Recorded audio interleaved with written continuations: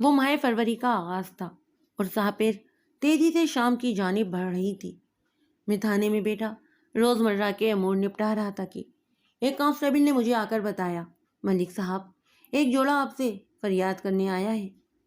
ان دنوں میری تعیناتی ضلع گجرانوالہ کی تحصیل حافظ آباد کے ایک دور دراز علاقے جلال پور بڑھیا کے تھانے میں تھی اور مجھے یہاں آئے ہوئے ابھی صرف 4 ماہ ہی ہوئے تھے۔ احمد علی، میں نے کانسٹیبل کی اطلاع کے جواب میں سوال کیا۔ تم ہسو کے جوڑے کے بارے میں بات کر رہے ہو یا پھر کبوتروں کے جوڑے کی؟ نہیں ملک صاحب، میں انسانی جوڑے کی بات کر رہا ہوں، وہ جلدی سے وضاحت کرتے ہوئے بولا۔ ایک مرد اور ایک عورت، وہ دونوں میاں بیوی ہیں اور ڈاکوؤں نے انہیں لوٹ لیا ہے، اس لیے وہ آپ کے پاس آئے ہیں۔ میرا مطلب ہے تھانے میں اس واردات کی رپورٹ لکھوانے آئے ہیں۔ ٹھیک ہے، میں نے گہری سانس لیتے ہوئے کہا، تو بھیجو انہیں اندر۔ اوکے سر، کانسٹیبل احمد علی نے فرما برداری سے کہا۔ اور ہاں، وہ دروازے تک پہنچا تھا کہ میں نے اضافہ کر دیا، چمن شاہ سے کہو کہ میرے پاس آ جائے۔ احمد علی ہاں میں گردن ہلا کر کمرے سے نکل گیا۔ حوالدار چمن شاہ اس تھانے میں سب سے زیادہ سینئر تھا، ایک فرد شناس پولیس آفیسر بھی۔ میں چونکہ یہاں نیا تھا، اس لیے گھائے بگائے مجھے اس تھانے اور اس کی حدود کے حوالے سے وہ معلومات فراہم کرتا رہتا۔ یہ دونوں فریادی اور چمن شاہ آگے پیچھے میرے کمرے میں داخل ہوئے۔ حوالدار مجھے سلام کر کے کرسی پر بیٹھ گیا۔ میں نے ان میاں بیوی کو بیٹھنے کے لیے کہا تو وہ میرا شکریہ ادا کرنے کے بعد بیٹھ گئے۔ میں نے گہری نظروں سے ان کا جائزہ لیا۔ مرد کی عمر 40 کے آس پاس تھی۔ وہ گندمی رنگت والا ایک دراز قامت شخص تھا۔ اس نے صاف ستھرے شلوار قمیص پر گرم سویٹر اور اس کے اوپر کوٹ پہن رکھا، پاؤں میں بند جوتے تھے۔ وہ اپنے حلیے اور لباس سے آسودہ حال نظر آتا۔ اس کی بیوی کا قد جو ہے درمیانہ تھا اور گوری چٹی عورت تھی۔ اس نے سیاہ برقع پہن رکھا تھا، تاہم اس کا نقاب اٹھا ہوا تھا۔ وہ ایک خوش شکل اور پرکشش عورت تھی۔ ان کے پاس ایک درمیانے سائز کا اٹیچی کیس بھی تھا، جس میں یقیناً انہوں نے اپنے کپڑے اور ضرورت کا سامان رکھا ہوا تھا۔ بعد ازاں مجھے ان کے نام داؤد اور نسیم عرف چھمیا معلوم ہوئے۔ میں نے 1 منٹ سے بھی کم وقت میں ان کا ظاہری معائنہ لیا، پھر ٹھہرے ہوئے لہجے میں کہا، بتاؤ مجھے تم لوگوں کے ساتھ کیا واقعہ پیش آیا ہے؟ تھانے دار صاحب، میرا نام داؤد ہے اور یہ میری بیوی نسیم ہے، وہ اپنا تعارف کرواتے ہوئے بولا۔ ہمارا تعلق گجرانوالہ شہر کے علاقے باغمان پورا سے ہے۔ وہاں پر میرا پیتل اور تانبے کے برتن بنانے کا ایک کارخانہ ہے۔ دادا کے زمانے میں ہم لوگ جلال پور بٹیا کے گاؤں میں کوٹ غازی کلا میں رہتے تھے۔ اس گاؤں میں ہماری 10 ایکڑ زرعی اراضی ہے۔ دادا کے انتقال کے بعد والد صاحب ہمیں لے کر گجرانوالہ چلے گئے، مگر انہوں نے اپنی زمین کو فروخت نہیں کیا، بلکہ اسے حیات محمد عرف بابا حیاتہ نامی مزارے کے حوالے کر دیا۔ جب تک والد صاحب زندہ تھے تو وہ سال میں ایک چکر کوٹ غازی اور کلا کا ضرور لگایا کرتے، تاکہ مزارے سے فصل وغیرہ کا حساب کر سکیں۔ والد صاحب کی وفات کے بعد یہ کام میں نے اپنے ذمے لے رکھا ہے اور آج بھی میں اسی مقصد سے اس طرف آیا تھا، لیکن کوٹ غازی کلا پہنچنے سے پہلے ہی ہمیں ایک حادثہ پیش آ گیا۔ وہ اپنی بات کو نامکمل چھوڑ کر الجھی ہوئی نظر سے مجھے تکنے لگا اور میری نگاہ مسلسل اسی پر جمی ہوئی تھی۔ میں نے سوال کیا، میں اس حادثے کی تفصیل جاننا چاہتا ہوں۔ آج سے پہلے تو میں اکیلا ہی اس طرف آیا کرتا تھا۔ وہ اپنے بیان کو آگے بڑھاتے ہوئے بولا۔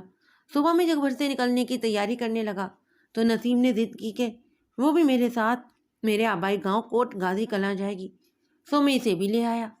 جب ہم جلال پور بٹیا کے اڈے پر بس سے اترے تو کوٹ غازی کلاں جانے والا آخری ٹانگا کچھ دیر پہلے ہی وہاں سے نکلا تھا۔ اس بات نے مجھے بہت زیادہ پریشان کر دیا۔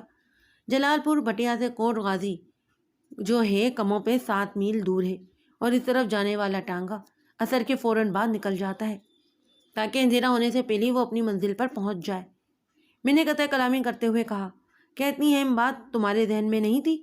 یہ سارا حساب میرے ذہن میں تھا جناب، اور میں ہمیشہ ظہر کے آس پاس ہی پہنچ جایا کرتا تھا۔ وہ رسان بھرے لہجے میں بولا، لیکن آج کا دن پہلے سے بہت مختلف ثابت ہوا۔ ہم حسب معمول مقررہ وقت پر بس میں بیٹھ گئے۔ گجرانوالہ سے حافظ آباد اور فتح پور تک سب ٹھیک رہا، لیکن جب ہماری بس آگے بڑھی تو نوروز پور کے قریب وہ خراب ہو گئی۔ نوروز پور فتح پور اور رسول پور تاڑ کے تقریباً درمیان میں واقع ہے، یعنی اس وقت ہم جلال پور بٹیا سے لگ بھگ 7 میل پیچھے تھے۔ اتنا زیادہ فاصلہ پیدل چل کر طے نہیں کیا جا سکتا تھا، لہذا ہم بس ٹھیک ہونے کا انتظار کرتے رہے۔ ڈرائیور اور کنڈکٹر کی مشترکہ کوشش اور محنت کے باوجود بھی اس کام میں 2-2.5 گھنٹے لگ گئے، اور اس وقت تک کوٹ غازی کلا جانے والا آخری ٹانگا روانہ ہو چکا تھا۔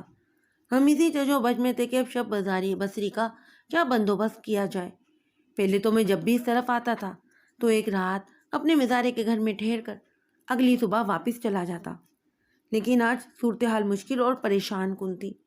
میں اپنی مشکل کو حل کرنے کے لیے سوچ ہی رہا تھا کہ 2 گھڑ سوار ایک طرف سے آئے اور انہوں نے ہمیں گھیر لیا۔ وہ دونوں مسلح تھے اور اپنے حلیے سے وہ ڈاکو اور لٹیرے دکھائی دیتے۔ انہوں نے اپنی بندوقوں کے بل پر ہمیں لوٹ لیا۔ وہ بولتے بولتے اچانک رکا تو میں نے پوچھ لیا، وہ تمہارا کیا لے کر گئے ہیں؟ میرے پاس 1,500 روپے تھے جو میں نے اس بکسے کے اندر کپڑوں کی تہوں میں چھپا رکھے تھے۔ وہ اپنے اٹیچی کیس کی جانب اشارہ کرتے ہوئے دکھی لہجے میں بولا۔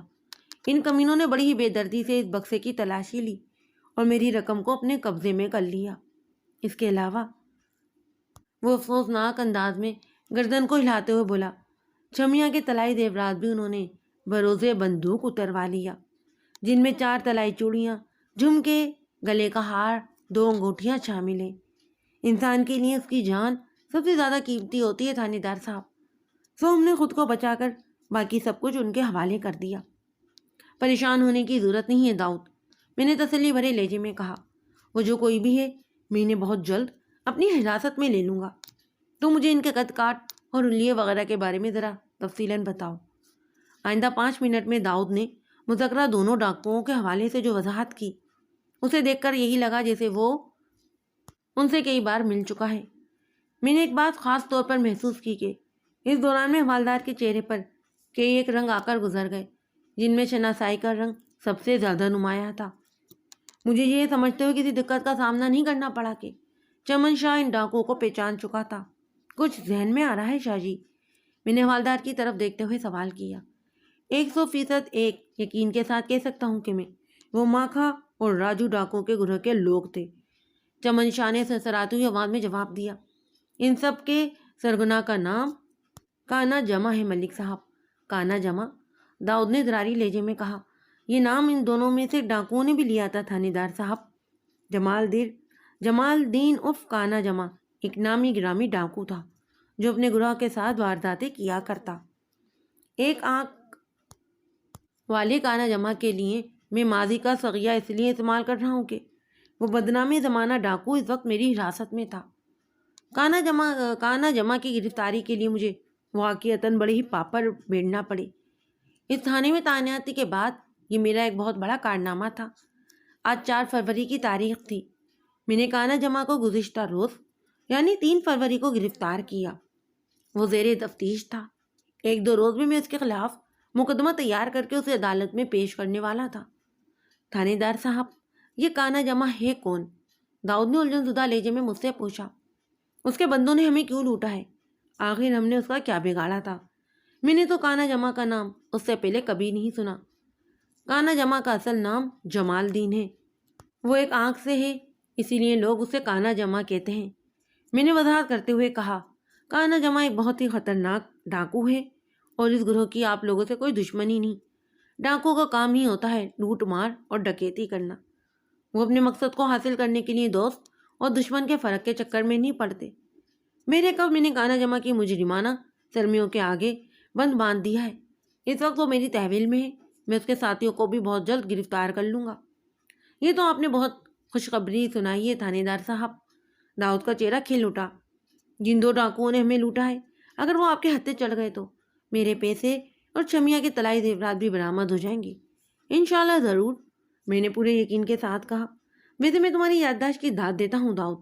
اس کا چہرہ لمحے بھر کے لیے متغیر ہوا، پھر اس نے الجھن زدہ لہجے میں پوچھا، وہ کس لیے تھانے دار صاحب؟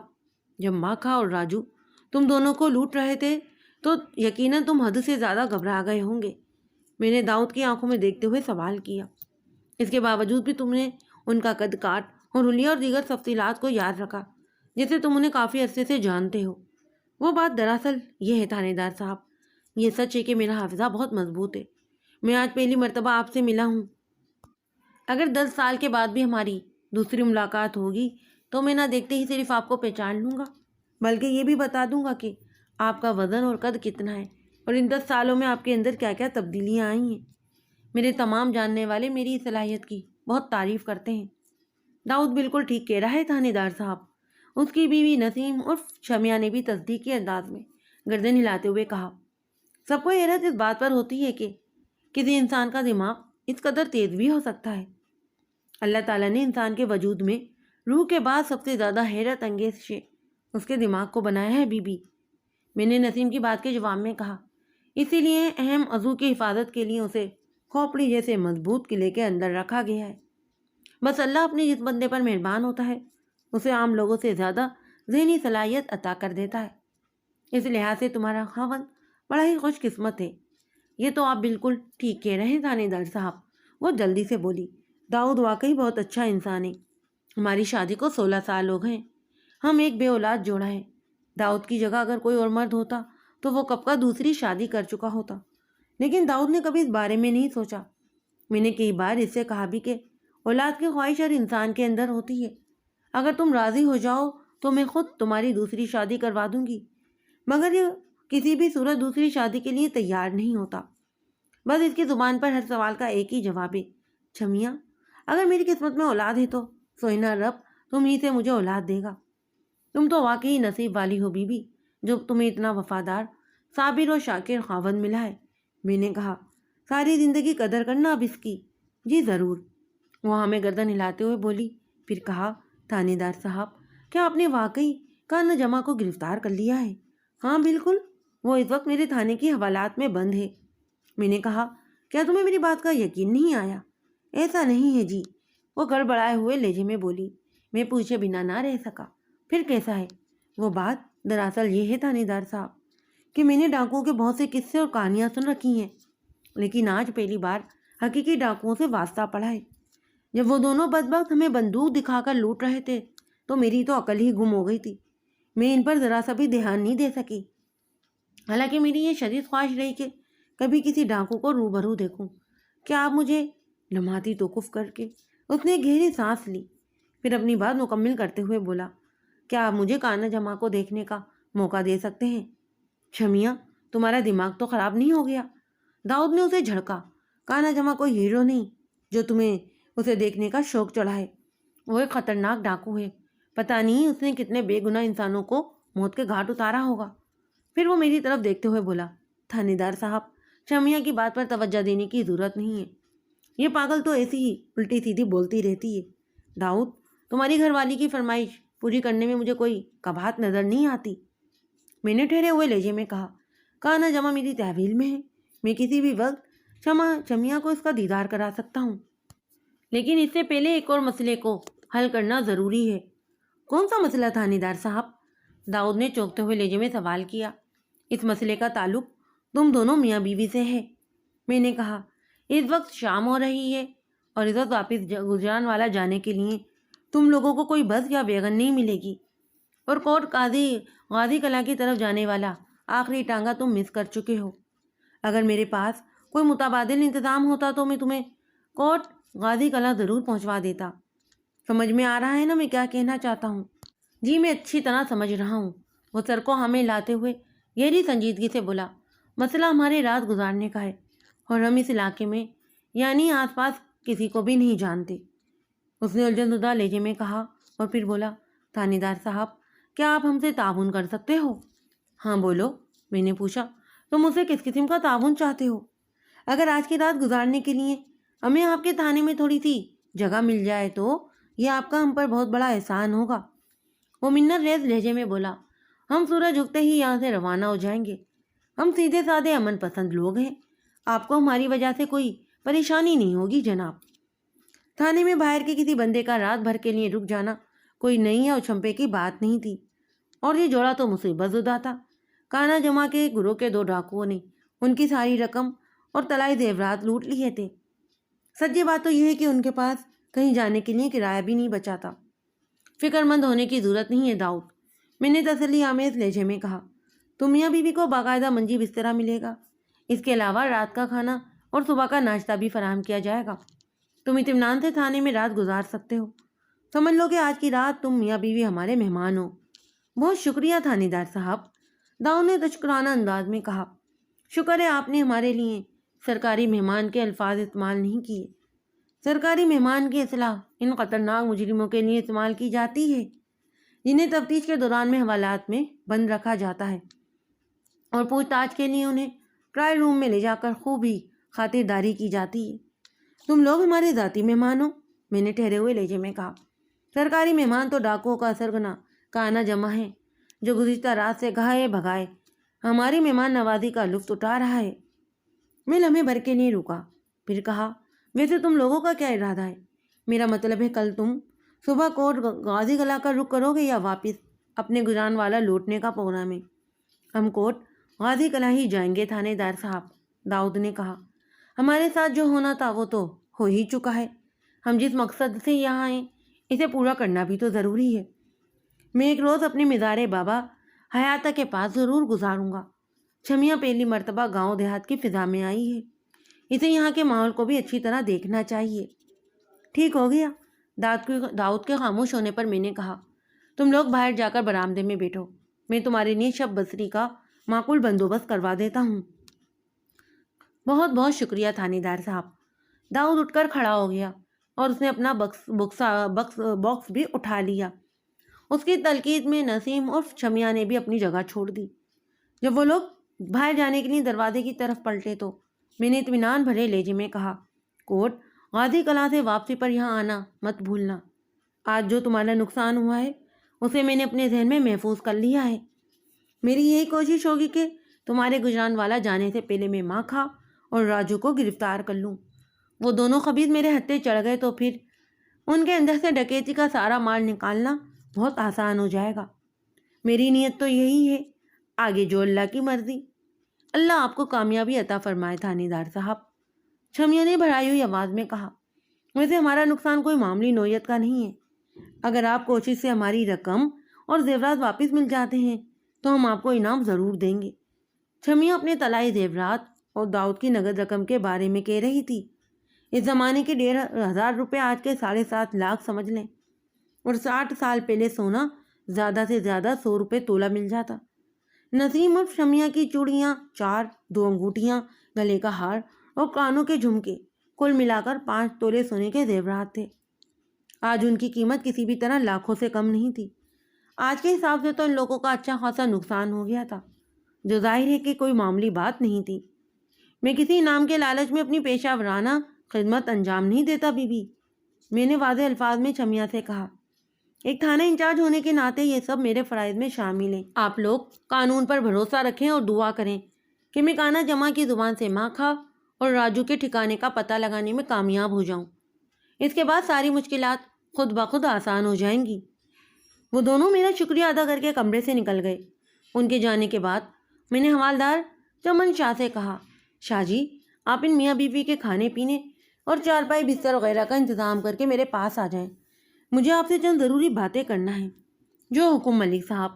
وہ اٹھ کر کھڑا ہو گیا اور پوچھا، ان مہمانوں کی چارپائیاں برآمدے میں لگواؤں یا کسی اندرونی کمرے میں؟ میرے خیال میں اب سردی میں وہ دسمبر اور جنوری والی شدت باقی نہیں رہی، اس لیے ان کی شب بسری کے لیے برآمدہ زیادہ مناسب رہے گا، میں نے پرسوچ انداز میں کہا۔ البتہ یہ خیال رکھنا کہ بستر وغیرہ گرم ہو۔ سمجھ گیا ملک صاحب۔ اس نے ہاں میں گردن ہلا کر میرے حکم کی تعمیل کا یقین دلایا اور کمرے سے باہر نکل گیا۔ میں موجودہ صورتحال پر غور کرنے لگا۔ چمن شاہ کی واپسی کم و بیش آدھے گھنٹے کے بعد ہوئی۔ اس دوران میں نے مغرب کی نماز ادا کر لی۔ وہ میرے سامنے آ کر بیٹھا اور کہا، سب ہو گیا ہے ملک صاحب۔ اس وقت وہ دونوں رات کا کھانا کھا رہے ہیں۔ ان کی چارپائیاں برآمدے کے کونے میں پہلو با پہلو لگا دی ہے۔ چھمیا پوچھ رہی تھی کہ اسے کانا جمع کی شکل کب دکھائیں گے۔ میں نے کہہ دیا کہ تم لوگ کھانا کھانے کے بعد آرام سے سو جاؤ، صبح تمہاری یہ خواہش پوری کر دی جائے گی۔ شاباش، بہت اچھا کیا تم نے۔ میں نے ستائشی نظر سے حوالدار کی طرف دیکھا۔ آج کی رات ہم نے کانا جمع کو کڑی تفتیش سے گزارنے کا پروگرام بنایا تھا تاکہ کل میں اس کا تفصیلی بیان قلم بند کرنے کے بعد اس کے خلاف سخت ترین چالان تیار کر کے اسے عدالت میں پیش کر دوں۔ اس کے جیسے خطرناک مجرموں کو لمبے عرصے تک حوالات میں بند رکھنا ٹھیک نہیں ہوتا، اور موجودہ حالات میں تو یہ اور بھی ضروری ہو گیا ہے کہ میں جلد از جلد اپنا کام نپٹانے کے بعد اس کانے مردود کو حوالہ عدالت کر دوں۔ موجودہ حالات سے آپ کی مراد داؤد اور اس کی بیوی شمیا کے ساتھ پیش آنے والا واقعہ ہے نا؟ بالکل یہی بات ہے شاہ جی، میں نے سوچ میں ڈوبے ہوئے لہجے میں کہا۔ کانا جمع ہماری کسٹڈی میں ہے، یہ بات اس کے گروہ کے تمام لوگ اچھی طرح جانتے ہیں کہ ان کا سرغنہ تھانے سے عدالت اور عدالت سے سیدھا جیل جائے گا۔ اس کے باوجود بھی اس کے دو بندوں ماکھا اور راجو نے ہمارے تھانے سے تھوڑے ہی فاصلے پر ایک سنگین واردات کی ہے۔ یہ کوئی معمولی بات نہیں۔ یہ واقعہ بادو نظر میں تو ماکھا اور راجو کی ہمت اور حوصلے کو ظاہر کرتا ہے، لیکن میں اس سے زیادہ کے بارے میں سوچ رہا ہوں۔ آپ کی بات میں وزن ہے ملک صاحب، چمن شاہ گہری سنجیدگی سے بولا۔ مجھے بتائیں کہ آپ زیادہ کیا سوچ رہے ہیں تاکہ میں اندازہ لگا سکوں کہ میرے ذہن میں جو چل رہا ہے وہ آپ کی سوچ سے کس حد تک مطابقت رکھتا ہے۔ اچھا، میں نے گہری سانس لینے کے بعد ٹھہرے ہوئے لہجے میں کہا، ہم نے بڑی تگ و دو کے بعد کانا جمع کو گرفتار کیا ہے۔ اس مقصد کو حاصل کرنے کے لیے ہمیں جنگل کے بیچوں بیچ دشوار گزار سفر کرنا پڑا۔ بالآخر اس کے خفیہ ڈیرے تک رسائی حاصل کرنے میں کامیاب ہو گئے ہم۔ دو طرفہ فائرنگ کے نتیجے میں ایک گولی کانا جمع کی ٹانگ میں لگی اور وہ زخمی ہو جانے کے باعث بآسانی ہمارے قابو میں آ گیا۔ اس کے باقی ساتھی ہمیں جل دے کر فرار ہو گئے۔ انہوں نے رات کی تاریکی کا بھرپور فائدہ اٹھایا اور ہماری پہنچ سے دور نکل گئے۔ ہم کانا جمع کو گرفتار کر کے اپنے ساتھ تھانے لے آئے۔ ہم بہت مطمئن تھے کہ اس گندے تالاب کی سب سے بڑی مچھلی ہمارے ہاتھ لگ گئی ہے۔ اس کی زبان کھلوانے کے بعد ہمیں دوسرے ڈاکوؤں کا سراغ بھی مل جائے گا، لیکن ابھی تک اس بدبخت نے اپنے ساتھیوں کے بارے میں کچھ بھی پھوٹ کر نہیں دیا۔ اور اب ماکھا اور راجو کی اس کارروائی سے یہ ظاہر ہو گیا ہے کہ کانا جمع کے گروہ کے بندے ہمارے تھانے کے گرد و نواح میں موجود ہیں۔ یہ کوئی اطمینان بخش بات نہیں ہے شاہ جی۔ کانا جمع کی زبان کا تالا کیسے کھلوانا ہے یہ میں اب اچھے سے جانتا ہوں ملک صاحب، وہ پراعتماد لہجے میں بولا۔ آج کی رات میں اس کا خصوصی علاج کرنے والا ہوں۔ کل کا سورج طلوع ہونے سے پہلے ہی میں اس کے اندر کا تفصیلی احوال جاننے کے بعد اس کی رپورٹ آپ کی خدمت میں پیش کر دوں گا۔ اس حوالے سے آپ کو فکر مند ہونے کی قطعاً ضرورت نہیں ہے۔ باقی جہاں تک کانا جمع کے گروہ کے لوگوں کا معاملہ ہے تو اس نے پرسوچ انداز میں کہا، اس حوالے سے میں آپ کو مکمل اتفاق کرتا ہوں ملک صاحب۔ ان لوگوں کی طرف سے کوئی بھی غیر قانونی اور اوچھی حرکت کی امید رکھی جا سکتی ہے، لہذا ہمیں کم از کم آج کی رات پوری طرح چوکنا رہنا ہوگا۔ کل تو آپ کانا جمع کو ویسے بھی عدالت میں پیش کر دیں گے۔ اگر کانا جمع کے ساتھ ہی قانون کو اپنے ہاتھوں میں لینے کی حماقت کریں گے تو ہم بھی یہاں کوئی چوڑیاں پہن کر نہیں بیٹھے ہوئے، میں نے کڑوے مگر پرعزم لہجے میں کہا۔ میں نے اپنی پیشہ ورانہ زندگی میں ایسے کئی واقعات بھگتا ہیں جب خطرناک مجرموں نے اپنے کسی زیر تفتیش ساتھی کو چھڑانے کے لیے تھانے پر چڑھائی کر دی تھی۔ میں نے ایسے لوگوں کو ہمیشہ ٹف ٹائم دیا ہے۔ ادھر سے اگر ایک اینٹ آئی تو میں نے جواب میں ان پر پتھروں کی بارش کر دی، نتیجہ انہیں 1 گھنٹے میں ہی ٹکٹیں بنی۔ اگر کانا جمع کے آدمیوں نے بھی ایسی کوئی حماقت کی تو انہیں نہ صرف منہ کی کھانا پڑے گی بلکہ وہ سب پوری طرح ہمارے قبضے میں بھی آ جائیں گے۔ لیکن احتیاط کا تقاضا یہی ہے کہ ہمیں اپنی حفاظت کا عملی بندوبست کر لینا چاہیے۔ وجہ فرمایا ہے آپ نے، وہ تائیدی انداز میں گردن ہلاتے ہوئے گہری سنجیدگی سے بولا۔ اس سلسلے میں آپ کا کیا حکم ہے ملک صاحب؟ ہم دونوں کے علاوہ ہمارے اسٹاف میں 4 کانسٹیبل ہیں، میں نے اپنے منصوبے سے حوالدار کو آگاہ کرتے ہوئے کہا۔ ہم ان کی ڈیوٹی لگا دیتے ہیں کہ وہ تھانے کے چاروں طرف رات بھر کڑا پہرا دیں۔ وہ سادہ لباس میں تھانے کے باہر تھوڑے فاصلے پر موجود رہیں گے اور اپنے ماحول میں نظر آنے والی کسی بھی غیر معمولی سرگرمی پر اپنی توجہ مرکوز رکھیں گے، اور اگر کوئی بندہ بشیر زبردستی تھانے کی حدود میں داخل ہونے کی کوشش کرے تو وہ اسے روکنے کی کوشش کریں گے، اور اگر ضرورت محسوس ہوئی تو گولی چلانے میں بھی کسی ہچکچاہٹ کا مظاہرہ نہیں کریں گے۔ اس کا مطلب تو یہ ہوا کہ ہمارے سادہ پو جوان مسلح ہوں گے۔ بالکل، میں نے قطعی لہجے میں کہا اور پھر پوچھا، ہمارے تھانے میں اتنی بندوقیں تو ہیں نا؟ جی، اس سے زیادہ ہی ہیں، چمن شاہ نے بتایا۔ جو بھی شخص زور زبردستی تھانے کے اندر گھسنے کی کوشش کرے گا اس کے بارے میں 2 باتیں وثوق کے ساتھ کہی جا سکتی ہیں، میں نے گمبھیر آواز میں کہا۔ نمبر 1، وہ کوئی شریف النفس انسان نہیں ہوگا۔ نمبر 2، اس کے پاس کسی بھی نوعیت کا آتشی اسلحہ ضرور ہوگا۔ ایسی صورتحال میں ہم اپنے اسٹاف کو خالی ہاتھ ان جرائم پیشہ لوگوں کے متقابل نہیں لا سکتے۔ یہ تو اپنی نفری کو موت کے منہ میں دھکیلنے کے متعارف ہوگا۔ امید ہے تم میری بات کو سمجھ گئے ہوگے۔ بالکل سمجھ گیا ملک صاحب، وہ توانا لہجے میں بولا۔ اگر سمجھ گئے ہو تو چاروں کانسٹیبلوں کو یہاں لے آؤ، میں نے ٹھہرے ہوئے لہجے میں کہا۔ وہ اوکے سر کہتے ہوئے میرے کمرے سے نکل گیا۔ آئندہ 15 منٹ کے اندر میں نے ان چاروں افراد کی اسپیشل ڈیوٹی کے بارے میں آگاہ کرتے ہوئے کہا۔ نصیر احمد، تم تھانے کی دائیں جانے والی دیوار کے نزدیک موجود رہو گے اور خادم حسین تمہاری ڈیوٹی بائیں دیوار کے ساتھ ہے۔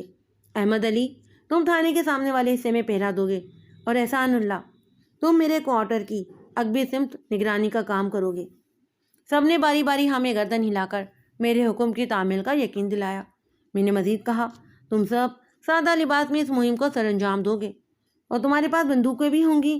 رات کی تاریکی میں کوئی ٹیرا آدمی غیر قانونی انداز میں تھانے میں داخل ہونے کی کوشش کر سکتا ہے، اور تم لوگوں نے ایسے ہی ان لوگوں کو روکنا ہے۔ اگر وہ تمہاری پرکار یا للکار کو خاطر میں نہ لائے تو تم اس پر گولی چلانے کے لیے پوری طرح آزاد ہو۔ کوئی سوال؟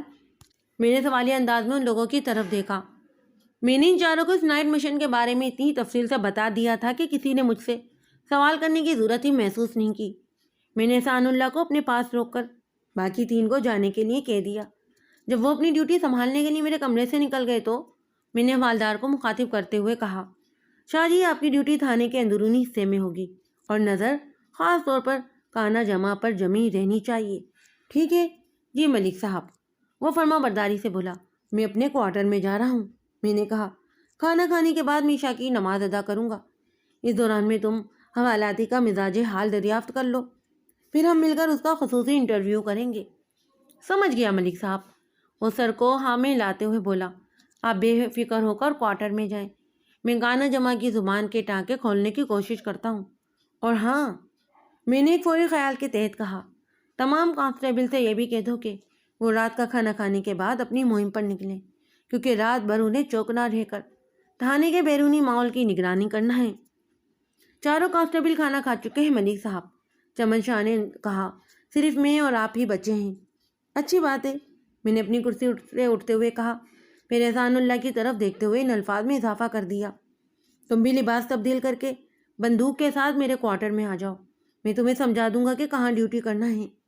جو حکم ملک صاحب، وہ جلدی سے بولا۔ میں اپنے کمرے سے نکل کر کوارٹر کی سمت بڑھ گیا جو تھانے کے عقبی حصے میں بنا ہوا تھا۔ میں نے رات کا کھانا کھایا اور عشاء کی نماز کے لیے کھڑا ہو گیا۔ جب میں نے نماز ادا کر لی تو ایک اچھوتا خیال میرے ذہن میں ابھرا۔ اس خیال کا تعلق کوٹ غازی کلاں کے رہنے والے مزار حیات محمد عرف بابا حیاتہ سے تھا۔ جب کانسٹیبل احسان اللہ میرے کوارٹر پر آیا تو میں نے اس سے کہا تھا، تمہاری سائیکل کہاں ہے احسان اللہ؟ تھانے میں کھڑی ہے ملک صاحب، اس نے بتایا۔ تمہارا مشن دوسروں سے مختلف ہے، میں نے سمجھانے والے انداز میں کہا۔ تم یونیفارم پہن کر اپنی سائیکل پر سوار ہو جاؤ اور سیدھا کوٹ غازی کلاں روانہ ہو جاؤ، اور اپنے ساتھ بندوق لے جانے کی ضرورت نہیں۔ مگر آپ نے تو تھانے میں یہ کہا تھا کہ میں آپ کے کوارٹر کے عقبی حصے کی نگرانی کروں گا۔ ہاں کہا تھا، لیکن اب میں نے اپنا پروگرام بدل دیا ہے، میں نے ٹھہرے ہوئے لہجے میں کہا۔ کیا تمہیں میرے نئے پروگرام سے کوئی تکلیف ہے؟ نہیں ملک صاحب، وہ جلدی سے بولا۔ وہ تو بس میں نے ایسے ہی کہہ دیا تھا۔ بس تو پھر تم ایسے ہی کوٹ غازی کلاں روانہ ہو جاؤ، میں نے تاکیدی انداز میں کہا۔ تم نے وہاں جا کر بابا حیاتہ نامی ایک مزارے سے ملنا ہے اور اسے اپنے ساتھ لے کر واپس تھانے آنا ہے۔ اگر کوئی سواری مہیا نہ ہو سکے تو تم بابا حیاتہ کو اپنی سائیکل کے کیریئر پر بیٹھا کر یہاں لاؤ گے۔ تم صحت مند ہو اور جوان ہو، مجھے یقین ہے کہ تم یہ کام بآسانی کر لو گے۔ وہ تو میں کر لوں گا جناب، لیکن وہ الجھن زدہ لہجے میں بولا، اگر بابا حیاتہ نے اتنی رات میرے ساتھ آنے سے انکار کر دیا تو میں اسے کیا کہوں گا؟ تمہارے بدن پر سجی ہوئی پولیس کی وردی بابا حیاتہ کو چو کرنے دے گی اور نہیں چاں، میں نے ایک ایک لفظ پر دباؤ ڈالتے ہوئے کہا۔ اور اگر اس نے زیادہ زبان لانے کی کوشش کی تو کہہ دینا کہ میں نے اسے تھانے بلایا ہے، اسے کانا جمع اور اس کے گروہ کے بارے میں پوچھ تاچھ کرنا ہے۔ جی سمجھ گیا ملک صاحب، وہ جلدی سے بولا۔ سمجھ گئے ہو تو پھر مہم پر نکل جاؤ، کوشش کرنا کہ صبح سے پہلے تم بابا حیاتہ کو لے کر واپس آ جاؤ۔ جی میری یہی کوشش ہوگی، وہ فرما برداری سے بولا اور مجھے سلیوٹ کر کے رخصت ہو گیا۔ مزار حیات محمد کو تھانے بلانے کی 2 وجوہات تھیں۔ نمبر 1، موضع کوٹ غازی کلاں دریائے چناب کے کنارے واقع تھا۔ اس چھوٹے سے گاؤں دریا چناب کے درمیان ایک گھنا جنگل تھا اور میں نے اسی جنگل میں کانا جمع کو گرفتار کیا تھا اور اس کے گروہ کے تمام افراد رات کی تاریکی کا فائدہ اٹھا کر ادھر ادھر نکل گئے تھے۔ ڈاکوؤں کے ٹھکانے سے نزدیک ترین علاقہ کوٹ غازی کلاں ہی تھا۔ غالب امکان اس بات کا تھا کہ ان میں سے بیشتر نے اسی گاؤں میں خفیہ پناہ لی ہوگی۔ داؤد کے بیان کے مطابق بابا حیاتہ اور اس کا خاندان سالہ سال سے کوٹ غازی کلاں میں رہ رہا تھا۔ میں اسی لیے مزارہ سے سنجیدہ گفتگو کرنے کا ارادہ رکھتا تھا۔ ہو سکتا ہے کہ وہ کوئی ایسی راہ بچھا دے جو کانا جمع کے ساتھیوں کو چھاپنے میں میری مدد کرے۔ دوسری وجہ بابا حیاتہ کے مہمان تھے۔ داؤد اور اس کی بیوی چمیا بابا حیاتہ سے ملنے کوٹ غازی کلاں جانے کا ارادہ رکھتے تھے، لیکن کانا جمع کے گروہ کے 2 افراد نے انہیں بری طرح لوٹ لیا تھا کہ وہ کہیں جانے کے قابل ہی نہیں رہے۔ میں انہیں اکیلے کوٹ غازی کلاں نہیں بھیجنا چاہتا تھا، مبادہ راستے میں وہ کسی اور مصیبت کا شکار نہ ہو جائیں۔ انسان اپنی طرف سے تو اچھا ہی سوچتا ہے، یہ الگ بات کہ بعض اوقات اس کے سوچنے کے انداز میں کوئی کمی یا کنجی رہ جاتی ہے، جس کے نتیجے میں اچھا سوچا ہوا حسب توقع نتائج نہیں لا پاتا۔ اس کے برعکس اکثر ایسا بھی ہوتا ہے کہ نتائج امید سے کہیں زیادہ حاصل ہو جاتے ہیں۔ ایسے مواقع کے لیے مثلاً کہا جاتا ہے آگ لینے گئے تھے اور پیغمبری مل گئی۔ بابا حیاتہ کے معاملے میں بھی کچھ ایسا ہی ہوا۔ رات بدتریج اپنے نصف کی جانب سرک رہی تھی۔ میں اپنے کوارٹر میں بیٹھا موجودہ حالات پر غور و فکر کر رہا تھا، وقفے وقفے سے باہر نکل کر گرد و پیش کا جائزہ بھی لے رہا تھا۔ میرے کوارٹر کے عقب میں تحد نگاہ تاریخی کی چادر اوڑے کھیتی کھیت تھے۔ اس طرف مجھے کسی قسم کی بھی ہلچل دکھائی نہ دی اور نہ ہی کوئی غیر معمولی حرکت نظر آئی۔ ماحول پرسکون اور فضا خاموش تھی، لیکن میرے اندر اضطراب پھیلا ہوا تھا کہ آج کی رات مجھے جاگ کر گزارنا تھی۔ یہ رات عام راتوں سے کافی مختلف تھی اور سنسنی خیز بھی۔ ایک بھی لمحے کے لیے آنکھ لگنا ناممکن تھا۔ علاقے کا سب سے خطرناک ڈاکو جمال الدین عرف کانا جمع میرے تھانے کی حوالات میں بند تھا۔ جب تک داؤد اور چمیا کے لٹنے کی خبر مجھ تک نہیں پہنچی تھی میں ذہنی طور پر مطمئن تھا، لیکن ماکھا اور راجو کی سرگرمیوں نے مجھے ریڈ الرٹ کر دیا تھا۔ جب کسی بھی مجرموں کے گروہ کے سردار کو گرفتار کیا جاتا ہے تو وہ اس کے گماشتے اور چیلے چاٹے عموماً کوئی بھی محفوظ ٹھکانہ دیکھ کر روپوش ہو جاتے ہیں اور کچھ عرصے تک منظر عام پر نہیں آتے، لیکن ماکھا اور راجو نے اس کے برعکس رد عمل کا اظہار کیا۔ نہ صرف انہوں نے چھپنے کی ضرورت محسوس نہیں کی، بلکہ وہ میرے تھانے کے انتہائی نزدیک رہزنی کی وارداتیں بھی کرتے پھر رہے تھے۔ ان کی یہ دیدہ دلیری میرے لیے کسی کڑے چیلنج سے کم نہیں تھی، جس نے مجھے یہ سوچنے پر مجبور کر دیا کہ وہ بدذات اور کمینہ خصلت جرائم پیشہ لوگ کسی بھی حد تک جا سکتے تھے۔ تھوڑی دیر پہلے تک ٹرائل روم کی جانب سے کانا جمع کے چیخنے، چلچلانے اور بلبلانے کی آوازیں بڑے اتاور سے آ رہی تھیں، لیکن اب اس طرف خاموشی چھا چکی تھی۔ اس پراسرار سناٹے کا واضح مطلب یہی تھا کہ جمن شاہ نے حوالاتی کی زبان پر پڑے تمام قفل کھول ڈالے تھے اور اسے کسی ریکارڈ کے مانند بجنے کے قابل بنا دیا تھا۔ میں اپنے کوارٹر سے نکلا اور تھانے کی جانب بڑھ گیا۔ جب میں برآمدے سے گزرا تو میں نے داؤد اور چمیا کو جاگتے ہوئے پایا۔ ان کی چارپائیاں برآمدے کے ایک دور افاد حصے میں بچھائی گئی تھیں اور وہ دونوں اپنی چارپائیوں پر بیٹھے ہوئے باتیں کر رہے تھے۔ کیا باتیں بھائی؟ میں نے ان کے نزدیک جا کر رسانیت بھرے لہجے میں پوچھا۔ تم لوگوں کو نیند کیوں نہیں آ رہی؟ تھانے دار صاحب، تھانے کے اندرونی حصے سے کسی کے رونے اور دھونے کی کرب میں ڈوبی ہوئی آوازیں مسلسل آ رہی ہیں، داؤد نے سرے سیما لہجے میں جواب دیا۔ ایسا محسوس ہو رہا ہے جیسے کسی انسان کو کند چھری سے ذبح کرنے کی کوشش کی جا رہی ہو۔ اس قسم کی بھیانک صورتحال میں کیا خاک نیند آئے گی سرکار؟ اب تو وہ شور شرابہ ختم ہو چکا ہے، میں نے تسلی آمیز لہجے میں کہا۔ تم چاہو تو آرام سے سو سکتے ہو۔ ویسے وہ تھا کیا تھانے دار صاحب؟ چمیا نے پوچھا۔ وہ کانا جمع کی بکا تھی بیوی، میں نے کہا۔ حوالدار اس سے گروہ کے دوسرے لوگوں کے بارے میں پوچھ تاچھ کر رہا تھا اور وہ کانا شیطان اپنی زبان کھولنے کو تیار نہیں تھا، لہٰذا حوالدار کو تھوڑی سختی کرنا پڑی۔ بس اتنی سی بات ہے۔ آپ اسے اتنی سی بات کہہ رہے ہیں تھانے دار صاحب؟ وہ سہمی ہوئی نظروں سے مجھے دیکھتے ہوئے بولی۔ حوالدار کی تھوڑی سی سختی؟ اگر کسی مجرم کا یہ حال ہو جاتا ہے تو جب حوالدار زیادہ سختی کرتا ہوگا تو بیچارہ مجرم اپنی جان سے ہی ہاتھ دھو بیٹھتا ہوگا۔ ایسی بات نہیں ہے بی بی، میں نے ٹھوس لہجے میں کہا۔ ہم صرف خطرناک مجرموں کی زبان کھلوانے کے لیے ہی تفتیشی حربے آزماتے ہیں، اور اس بات کا خاص طور پر خیال کرتے ہیں کہ ان تفتیشی مراحل سے گزرنے کے دوران میں ان کی زندگی کو کوئی خطرہ لاحق نہ ہو۔ یہ سب ہماری مجبوری ہے، کیونکہ جرائم پیشہ افراد آپ لوگوں کی طرح سیدھے اور شریف النفس نہیں ہوتے کہ ایک تماچا کھانے کے بعد وہ اپنے جرائم کا اعتراف کر لیں۔ بہرحال اب کانا جمع کی ماتمی آواز آپ لوگوں کا سکون برباد نہیں کرے گی۔ تم لوگ سونے کی کوشش کرو۔ ٹھیک ہے تھانے دار صاحب، داؤد نے کہا، آپ کی مہربانی ہے جو ہمیں اپنے تھانے میں رات گزارنے کی اجازت دے دی۔ باقی باتیں صبح ہوں گی، میں نے سرسری انداز میں کہا اور ٹرائل روم کی جانب بڑھ گیا۔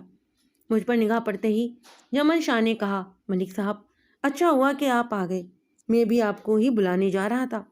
اس کا مطلب ہے کہ تم نے کانی جن کو بولنے کے لیے آمادہ کر لیا ہے؟ جی بالکل، یہ بجنے کو تو تیار ہے مگر اپنی مرضی کے مطابق، جمن شاہ نے بتایا۔ اس کا کہنا ہے کہ یہ اپنے گروہ کے آدمیوں کے ٹھکانے کے بارے میں کچھ نہیں جانتا۔ ایسا کیوں جمع؟ میں نے اس کی آنکھوں میں دیکھتے ہوئے سوال کیا۔ جب وہ سب تمہارے بندے ہیں تو پھر تم ان کے بارے میں کچھ کیوں نہیں جانتے؟ کیا تم ہمیں اتنا ہی بے وقوف سمجھتے ہو؟ تھانے دار صاحب، وہ نکات بھری آواز میں بولا، آپ کے حوالدار نے میرے ساتھ بہت برا سلوک کیا ہے۔ اگر میں اپنے گروہ کے لوگوں کے ٹھکانے سے واقف ہوتا تو ضرور بتا دیتا۔ سچی بات تو یہ ہے کہ ہمارا صرف ایک ہی خفیہ ٹھکانہ تھا جہاں سے آپ نے مجھے گرفتار کیا، اور وہ بھی میرے زخمی ہو جانے کی وجہ سے۔ ورنہ وہ بولتے بولتے اچانک تھما تو میں نے گرجدار آواز میں سوال کیا، کیا کر لیتے تم ورنہ؟ ہاں، اگر میرے ساتھی اندھیرے جنگل میں پولیس کی آنکھوں میں دھول جھونک کر فرار ہو سکتے ہیں تو میں کیوں نہیں؟ وہ عجیب سے تکبرانہ انداز میں بولا۔ ٹانگ میں گولی لگ جانے کی وجہ سے میں مجبور ہو گیا تھا، ورنہ آپ میری دھول کو بھی نہیں پا سکتے تھے۔ رسی جل گئی مگر بل نہیں گیا۔ میں نے نفرت بھری نظر سے اسے گھورا اور کہا، یہ مت سمجھنا کہ تمہاری زخمی ٹانگ کا لحاظ کرتے ہوئے میں تمہارے ساتھ کوئی سختی نہیں کروں گا۔ اگر تم نے ماکھا، راجو اور دیگر ڈاکوؤں کے پتے ٹھکانے کے بارے میں نہ بتایا تو مجھے مجبوراً تمہاری ٹانگ کے زخم پر مرچیں بھروانا پڑیں گی، اور یہ میں کوئی مذاق نہیں کر رہا ہوں۔ تمہاری بھلائی اسی میں ہے کہ سب کچھ سچ سچ بتا دو۔ جو سچ تھا وہ میں نے آپ کو بتا دیا ہے۔ وہ بیزاری سے بولا، میں واقعی نہیں جانتا کہ میرے لوگ اس وقت کہاں چھپے ہوئے ہیں۔ وہ چھپے ہوئے نہیں بلکہ بڑی جرات سے تھانے کے آس پاس وارداتیں کرتے پھر رہے ہیں۔ میں نے تنزیہ لہجے میں کہا، میرا اشارہ ماکھا اور راجو کی طرف ہے۔ تمہیں والدار نے بتایا ہوگا کہ آج شام ان دونوں نے 2 مسافروں کو لوٹا ہے۔ وہ ان کے طلائی زیورات اور نقدی سب لے گئے۔ متاثرہ میاں بیوی کے پاس کہیں آنے جانے کا کرایہ بھی نہیں بچا، اور وہ بیچارے شام کے بعد جاتے بھی کہاں۔ میں نے ان پر ترس کھا کر انہیں تھانے میں رات گزارنے کی اجازت دے دی ہے۔ وہ اس وقت برآمدے میں چارپائیوں پر پڑے سو رہے ہیں۔ یہ تو آپ نے بڑا ہی نیکی کا کام کیا ہے تھانے دار صاحب، اس نے قدرے مطمئن لہجے میں کہا۔ آپ کو یہ پتہ چل چکا ہے کہ ماکھا اور راجو تھانے کے آس پاس ہی کہیں موجود ہیں تو آپ اپنے عملے کے تمام لوگوں کو تھانے کے گرد و نواح میں پھیلا دیں۔ اس طرح انہیں گرفتار کرنے میں آپ کو آسانی ہو جائے گی۔ کانا جمع کی باتوں سے تحقیر جھلکتی، میں نے اس کے چہرے پر نگاہ جما کر سرسراتی ہوئی آواز میں کہا، مجھے تمہارے مشوروں کی ضرورت نہیں ہے کانا جمع، میں اچھی طرح جانتا ہوں کہ مجھے کس وقت کیا کرنا ہے۔ بہرحال میں تمہیں 1 گھنٹے کی مہلت دے رہا ہوں، اور میری طرف سے یہ آخری مہلت ہے۔ اچھی طرح سوچ لو کہ تم نے قانون کے ساتھ تعاون کرنا ہے یا ہر درمی کا مظاہرہ کرتے ہوئے اپنی مشکلات میں اضافہ کرنا ہے۔ 1 گھنٹے کے بعد اگر تم نے میرے سوال کا معقول جواب نہیں دیا تو میں تمہاری ٹانگ کے زخمی گھاؤ میں پیسی ہوئی مرچیں بھرنے میں کسی پس و پش سے کام نہیں لوں گا۔